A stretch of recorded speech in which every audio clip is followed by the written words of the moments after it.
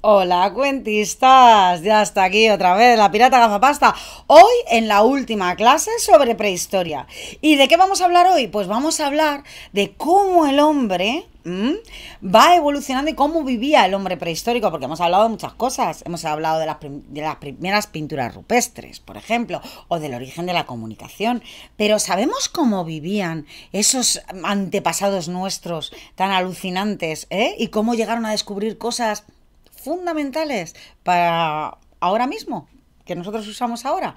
Pues hoy lo vamos a ver. Vamos a ver cómo nuestros primeros antepasados pues no tenían casa y vivían en chamizos, que se hacían, o en cuevas, y cómo, por ejemplo, vivían pues de la caza. Y cómo vivían de coger bayas silvestres, y con eso se alimentaban. Y claro, pues eso era muy difícil. Era muy difícil. Esa es la época que nosotros conocemos como el Paleolítico. Pero como hemos dicho, el hombre prehistórico de tonto no tenía un pelo. E inventa un montón de cosas, como por ejemplo las armas para poder cazar. Porque no es lo mismo que tener que cazar un mamut sin nada, que poder cazar un mamut de lejos. Y entonces inventa pues cosas como por ejemplo los lanzadores de jabalina, o el arco y la flecha. Fíjate, o sea, eran muy listos, sin tener nada. O sea, no teniendo nada más que piedras y palos, pues con piedras y palos hacían las armas. ¿Y cómo? Cogían una piedra, cogían otra piedra, golpeaban la piedra hasta que rompían la piedra, y esa piedra se quedaba tan sumamente finita, finita, finita, que cortaba. Y entonces la unían a un palo y hacían flechas, y hacían lanzas, y hacían un montonazo de cosas, Por ejemplo, los primeros hombres prehistóricos pues avanzan en todo eso, entonces la caza ya era más fácil. Cómo se van uniendo en bandas, ¿vale? Para cazar, porque es más fácil. Cómo, por ejemplo, domestican a los animales. Cómo cogen un lobo de repente y dicen, oye, pues el lobo me puede ayudar a cazar también, ¿no? Y entonces lo cogen un lobo que era más o menos manso, le empiezan a dar de comer y tal cual, y se convierte en el perro que todos conocemos hoy, ¿vale? Bueno, yo qué sé, vamos a ver cómo, por ejemplo, ese hombre que era nómada y vivía de un lado a otro, con heladas, con sequías, con un montón de peligros, ¿no? De mamuts que les podían patear y cosas de esas, de repente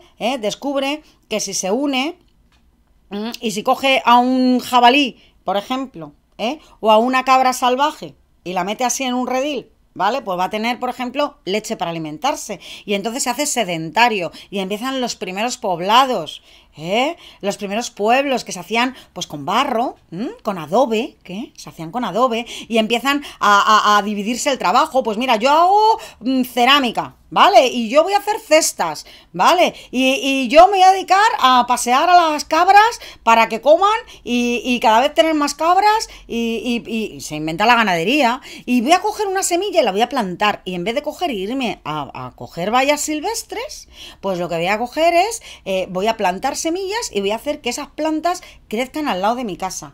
Y se inventa la agricultura. Y entonces, al vivir juntos, pues todos se ayudan entre todos, y empiezan a tener un montón de comida y a tener un montón de animales y tal. Y entonces, pues como tienen muchos, pues los pueden vender. Y entonces inventan el comercio. O sea, bueno, pues todo eso, vamos a ver cómo surge. Y todo eso surge en la prehistoria. Porque la prehistoria es antes de que se invente el lenguaje escrito.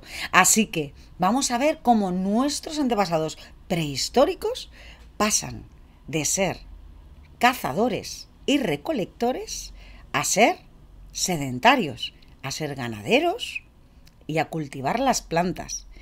Así que nada, os dejo aquí el último vídeo, que lo tenéis que ver, de este mes, que lo tenéis que ver para luego poder hacer los super mega juegos, que os he dejado, porque os he dejado unos juegos alucinantes, cada vez más difíciles, porque vosotros ya sois cuentistas de pro. A ver si conseguís hacer todos. Os he dejado, por ejemplo, el rosco, que sé que el año pasado os gustaba mucho. Pues os he dejado un rosco sobre toda la prehistoria. A ver qué tal.